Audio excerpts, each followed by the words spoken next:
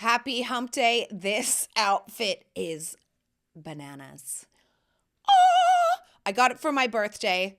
February 20th, I said, you know what? I have wanted the Dolce & Gabbana banana earrings for so long. I finally just did it. I really think on your birthday, you just have to do and buy yourself that one thing that you've been wanting. Because then every time you look at it, you're like, I bought myself that. So important. All right, let's get into it. Hello, world. Come inside the Dear Juju podcast. Hi, how's your week been? I got my family in town from Australia, my gorgeous brother-in-law, my lovely, absolutely gorgeous sister-in-law. I am so lucky that my husband has 3 other brothers, and I love each of their wives. That might sound corny, but it's really true. You know, when you get like sister-in-laws, mother-in-laws, you just never know what the hell you're going to get. Mine are all cool. They're all spiritually aware. We're all working on things. And it's really lovely to have women in your family that you connect with. And it also, I feel like, just goes to show how good the fucking men are in the family. You know what I mean? Because like good eggs know good eggs. Like if there's a good man, they are going to pick a fucking quality woman. And it just, the women who they chose really speaks to the type of men that these men in this family are. You don't know how good you got it. That's the other thing. It's Easter break. The kids are out of school. So we've been going on play dates galore. We've been meeting up with people, going to like places for fucking kids. And it actually has really made me appreciate my kids, you know, because your kids trigger you. That's just the way it is. If you're a mom, if you're a dad, the kids are going to trigger you. That's what they're basically there to do, because you're there to grow spiritually with them and figure out what those triggers are and work on it yourself. But it's not until you're around other kids that you go, oh shit, mine aren't that bad. Okay, you know what? Mine are not that bad. And then you hold space for them in a different way. It's important to spend time around other kids to see, or you might go, mine are even fucking worse. You know, I've also been on that side of the coin where I'm like, nobody is yelling but me. No one's pulling hair, stepping on things but my kids. And there was a time that they grew in that. But right now, we're in a moment where I'm like, you know what? They're not that bad. They're getting better. There's worse out there, you know? And you got to appreciate just what the fuck you got. Another thing is I have been designing. I've always like, I want to be an interior designer. I am an interior designer. I love doing this. But damn, when you have to do a whole house with nothing but yourself and your husband, that is different. And on a time crunch. Like if you're on a budget crunch and a time crunch and you're trying to work with your husband on designing your whole house, bitch, it's gonna get stressful. It is like, okay, this is why design teams have teams. They have interns, they have project managers, they have production people, they have handymen, they have wallpaper hangers. Like, now I get it. I'm like, okay, you need a full team to bring this in. You need someone just to shop the knickknacks, you know? You need someone just to go shop the tchotchkes, okay? I have full respect in a whole new way for design teams in general, because my husband and I have been trying to do it ourselves. And I love to add to cart. Who fucking doesn't? If you're American, especially a female, you fucking love to add to cart. But even I am getting add to cart burnout. I'm like, I can't buy another thing. Can't look at another thing. It's just too much. You know, it's like having too much cake. We did go to the Sunbury Antique Market this week, and we freaking scored again hard. We got chairs, we got outside areas. We are planning our burger bash. I think I talked about that last week, where we are going just to get everyone that has been so kind and so amazing to us here in England. We're going to have a fucking bash in the garden. It's going to be fun. We're going to serve burgers. Everyone's going to be drinking. It's going to be a great time.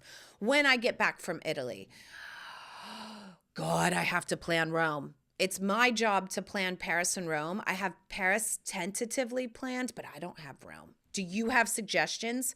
Put them down in the comments. I need to know what to do with Rome. Because to be honest, I look online and I see the herds of tourists, and that shit just gives me cringe. Okay? I can't do it. So I need to know what to do that's off the beaten path that's fucking cool, because those touristy things I am not into. Can I tell you the weather this past week? I know I'm yelling. In England was gorgeous. Absolutely gorgeous. I have a tan. Okay, I have a tan. And I'm not going to say that a tan will solve all your problems, but it sure as hell ain't going to hurt. Okay? You look in the mirror, you feel a little better. You look a little tighter, and you think, "Oh, I'm not fat and ugly. I'm just pale." You know, this tan has given me new lease on life. My nipples are hard, and I caught up with a really gorgeous old friend, an old dancer mate, if you will, from back in the day. And she texted me and she said, "Why do I feel that Dear Juju needs to be on season 4 of White Lotus?" And I said, "Bitch, you are so right." And I told my husband that. And he goes, "But you can't fucking act." And I said, "Are you kidding me? Every time we have our budgetary meetings and I cry, what do you think that is? That's a fucking scene. I'm fucking acting. Okay? What do you think? I'm really sad about spending money? No. But, I got to get out of it."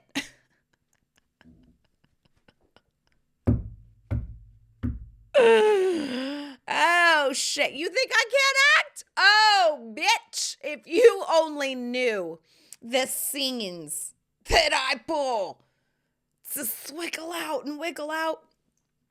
My husband is not really an emo kind of guy. You show one emotion, you're out. It's like a cop. They're like, "I don't want to deal with this woman.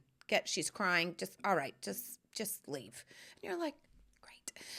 And speaking of last week, when I talked about the person, holy guacamole, that was a little bit controversial, of thinking about other people while you're having sex. Let me tell you, people there was a lot of clapback on that. Maybe they should watch the whole episode, because I go into specific detail, but little snippets on the internet. It's so fun for me, though, to rile people's feathers. I'm like, people are leaving like comments this long. And you know what I think when I read those?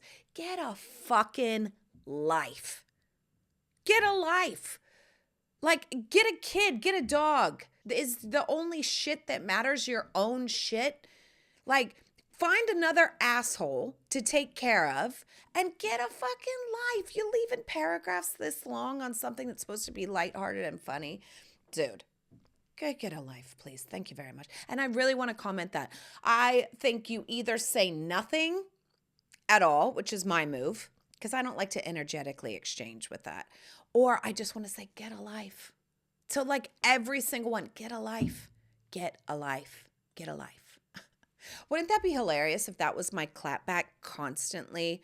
As soon as my career starts taking off and all these negative things, you just say, get a life. I'm rubber, you're glue. Everything that you say bounces off me and sticks to you because you're projecting. All that to say, this is my White Lotus look. If I was on season 4 of White Lotus, this is my look. It would be bananas. All the looks would be giving queendom. Okay, it's like Palm Royale meets White Lotus. This is what I love. This is Dear Juju. And I feel like these past couple days with the kids off school and the family in town, God, I miss making shit. You know what I mean? Do you ever do something that you love and then go, do I really love this? Do I really want to be doing this? Is this what I want to be doing forever? And then just give it a break. And if you still go back to it, it's that thing. It is that spark. And this is just that spark for me. It is. It's just the spark. And I'm going full steam ahead. And my sister has been off and she's been on vacation. My husband has been entertaining. And I just think like, it's got to come from you. I have been looking for kind of someone outside of me to put me on a schedule, to do the thing, to help me create. And it's just like, no. It has to come from you. You got to think it. You got to do it. It's got to come from you. Listen, there is power in the pause. I know we hear a bunch of cheesy, corny shit because we're on the internet flooded with freaking information all the time. But this is your reminder, okay? There is power in the pause. I don't care about the algorithm. I don't care. Let people miss you. Let you miss yourself. You know what I mean? Like, take a break from yourself every once in a while. There's power in it. It becomes regenerated. It becomes renewed. Nature takes a pause every fall, every winter. She's like, shut down. And you know what? She's the biggest queen of all, honey, Mother Nature. It could be a micro pause. It could be a big pause. I don't give a fudge if it's years of pausing, decades of pausing. Because when you come back with the attack. Ooh, power in the pause, then come back with the attack. Power in the pause, come back with the attack. Wow. Okay. Did I just turn into my Texas cheerleader? You fucking bet your sweet ass I did, because I'm here to cheer you up. There's power in the pause, micro or major, doesn't matter. You come back with a renewed spirits and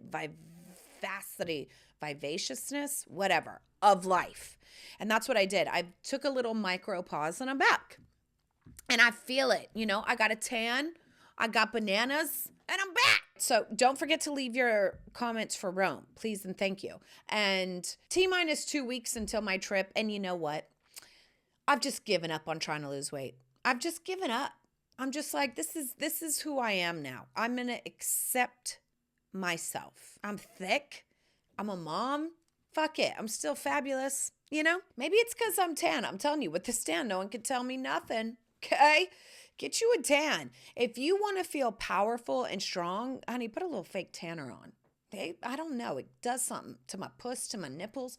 Kind of makes me go, ooh, yeah. A little tan and a little titty. I've talked about this before. That's all you need in this life. All right, now with all that, let's get into some domestic business.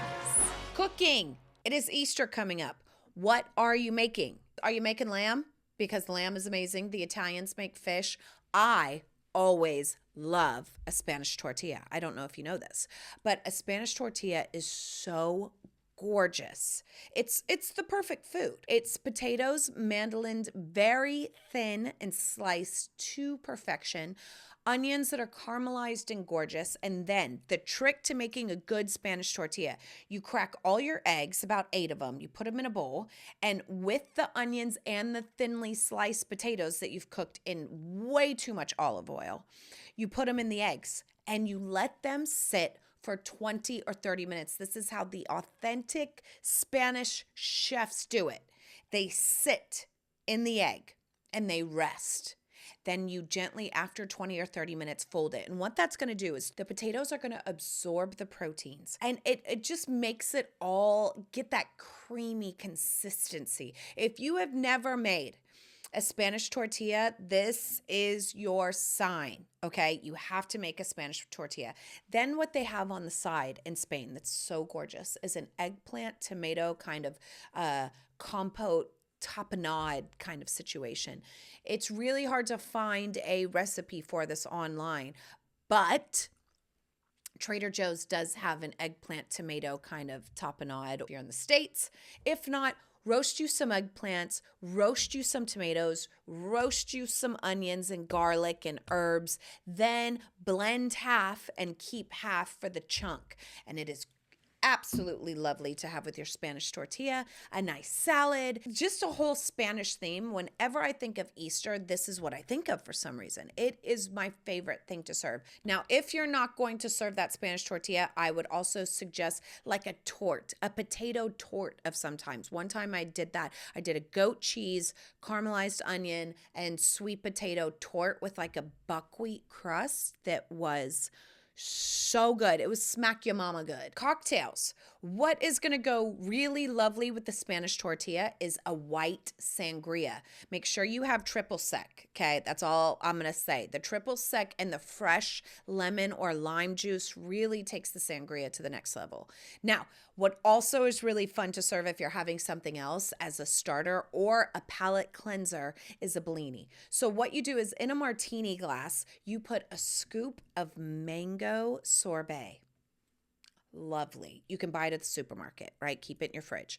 You do a little scoop and then you top it with Prosecco or champagne. Put some fresh mint in there. Absolutely lovely. It says spring. It says fun. It says light. It has sorbet. It's just what you think of when you think of Easter. So go with a mango sorbet Bellini. Actually, on my YouTube, I have a YouTube episode just of mango Bellinis. Gorgeous. Decor. I don't know what's going on with my cheerleader-esque today, but this is what we got. The find dictates the design. Okay, the find dictates the design.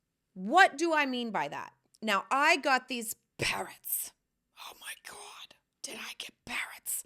You know, do you remember fucking, what was it? Portlandia, when they had that whole sketch on Put a Bird on It? That is me to a frickin' T. Put a frickin' bird on it. I saw these parrots. I think I talked about this, and my puss quivered, and I got them for $550. They are worth $3,500. These parrots are rare. They are gorgeous. They're decadent.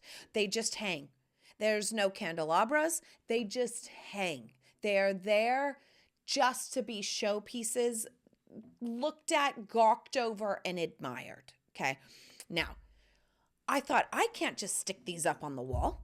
You know what I mean? You can't just stick these kind of parrots on a wall. What are you doing? You got to frame them out. And what I did is I got a peel and stick, a black with a gold fan. Then I got a crown molding set, ENA Millworks on Amazon. Okay. The most gorgeous foam. Can you believe it? Wall molding, crown molding, wainscoting that you've ever seen in your life. All you have to do is a little nail or a little glue. Bob's your uncle. I'm going to put a picture here now. Okay? Look at that. Look at that. They are now a piece of art, as they should be. And basically people are like, oh, that's so cool what you're doing. But it's like, yeah, but I would have never done this if I wouldn't have found the parrots first.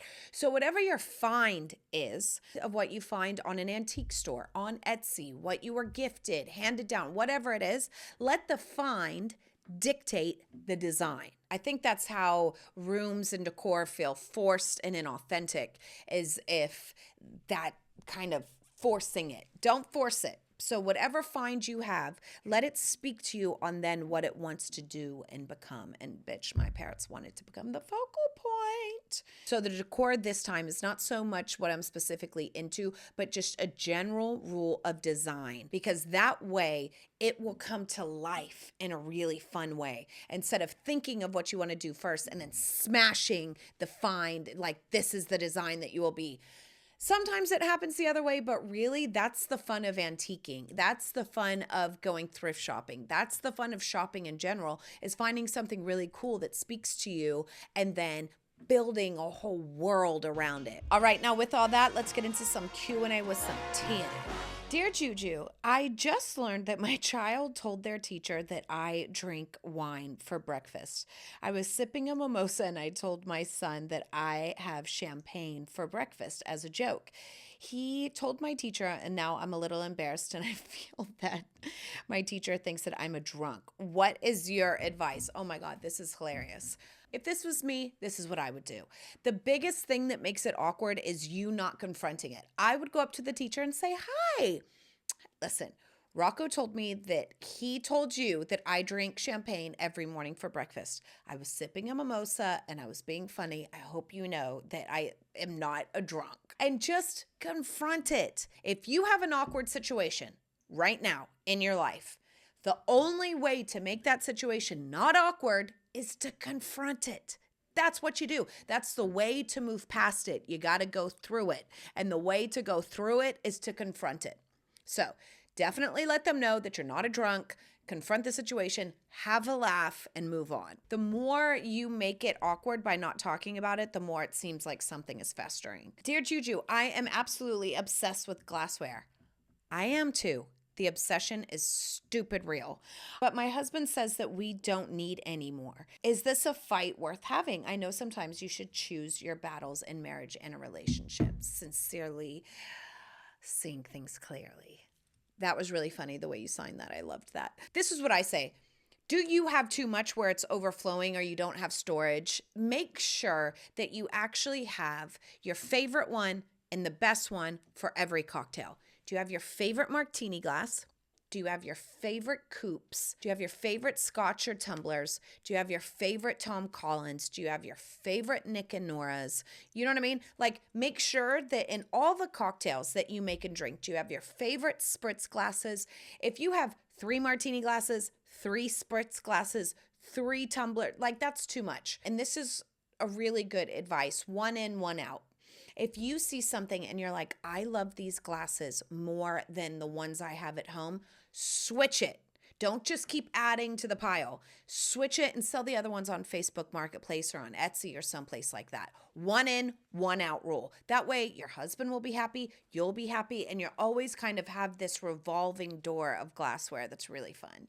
I say that with clothes too. Pillows, anything. 1 in, 1 out. You know, we buy to replace, not to just keep adding and hoarding. Then it's more shit for you to clean also. So 1 in, 1 out. Dear Juju, I have a really funny situation. One of my good friends asked if they could borrow a cocktail shaker for a party that they were having. I have a really gorgeous set.